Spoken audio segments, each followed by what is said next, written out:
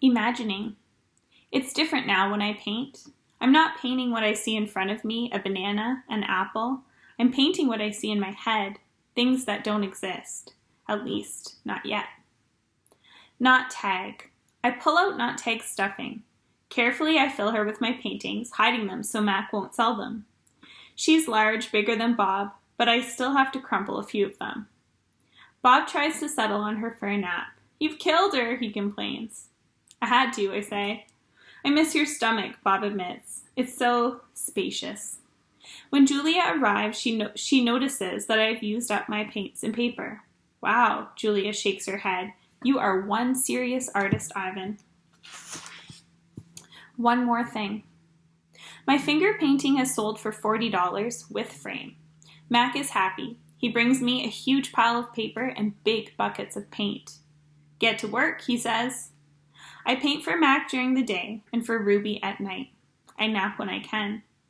But my nighttime picture isn't quite right. It's big, that's for sure. When I place all the pieces on the floor of my cage side by side, the cement is almost completely covered, but something is missing.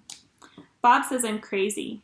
There's Ruby, he says, pointing with his nose. There's the zoo. There are other elephants. What's wrong with it? It needs one more thing, I say. Bob groans. You're being a temperamental artist. What could be missing?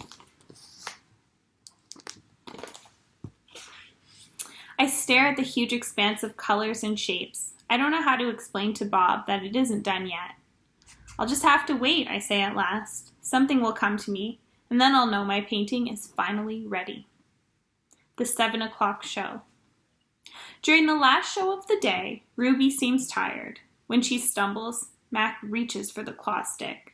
I tense, waiting for her to strike back. Ruby doesn't even flinch. She just keeps plodding along, and after a while, Snickers jumps onto her back. 12. I lie in my cage with Bob on my stomach. We are watching Julia do her homework. She doesn't seem to be enjoying it. I can tell because she is sighing more than usual. Again, for the 100th time, or maybe the 1,000th, I wonder what is missing from my painting. And for the 100th time, or maybe the 1,000th, I don't have an answer. Dad, Julia says as George passes by with a mop, can I ask you a question? May I, George corrects. Ask away. Julia glances down at a piece of paper. What's the difference between the word spelled principal, P-R-I-N-C-I-P-A-L, and the one spelled principal, P-R-I-N-C-I-P-L-E? The first one is the head of the school, like Mrs. Garcia. The second one is a belief that helps you know what's right or wrong. He smiles. For example, it's against my principles to do my daughter's homework for her. Julia groans. If I'm going to be an artist when I grow up, why do I need to know how to spell? With a laugh, George heads off.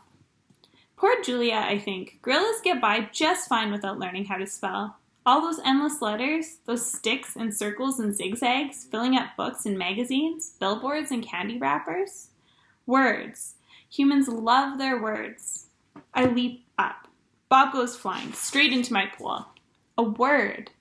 You know how I feel about wet feet, Bob yells. He scrambles out of the water, shaking each foot in dismay. I look out my window at the billboard. I can hear Mac's voice in my head. Come to the Exit 8 Big Top Mall and Video Arcade, home of the one and only Ivan, mighty Silverback. I count to 12, and then I count again, just to be sure. H. I lay out 16 pieces of poster board. 4 down, 4 across. A perfect square. What are you up to? Bob demands. I'm guessing it doesn't involve sleep. It has to do with the billboard. That sign's a monstrosity, particularly since I'm not featured. I grab my bucket of red paint. You're not on the billboard because you're not in the show, I point out. Technically, I don't even live here, Bob says with a sniff. I am homeless by choice. I know, I'm just saying. I study the billboard, then I make 2 fat lines, like broom handles. Another fat line connects them. I stand back. What do you think? What is it? No, wait, let me guess. A ladder? Not a ladder, I say, a letter. At least I think that's what they're called. I have to make 3 more. Bob cuddles up to not tag. Why, he asks, yawning. Because then I'll have a word, a very important word. I dip my fingers into the paint. What word? Bob asks. Home. Bob closes his eyes. That's not so important, he says quietly. Nervous. All day long, I knuckle walk circles around my cage. I'm so nervous I can't nap. I can't even eat. Well, not very much anyway. I'm ready to show Julia what I've made. It has to be Julia. She's an artist. Surely she'll truly look at my painting. She won't notice the smudges and tears.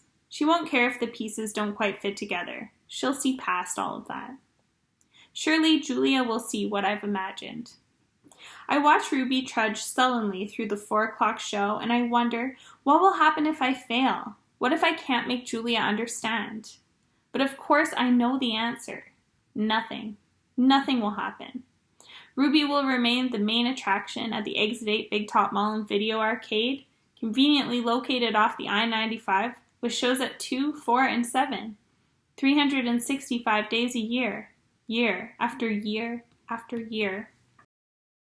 Showing Julia. It's time to show my work. The mall is silent, except for Thelma the macaw, who is practicing a new phrase. Uh-oh! Julia is finishing her homework. George is sweeping outside. Mac has gone home for the night. I grab Nat Tag and carefully pull out the folded papers. So many paintings, page after page, piece after piece of my giant puzzle. I pound on my glass, and Julia glances over. Fingers trembling, I hold up one of my paintings. It's brown and green, a corner piece. Julia smiles. I display another picture, and then another, and another, and another, each one a tiny part of a whole. Julia looks confused. But what is it? She asks. She shrugs. It doesn't matter. It's pretty just as it is. Uh-oh, says Thelma. No, I think, no. It does matter.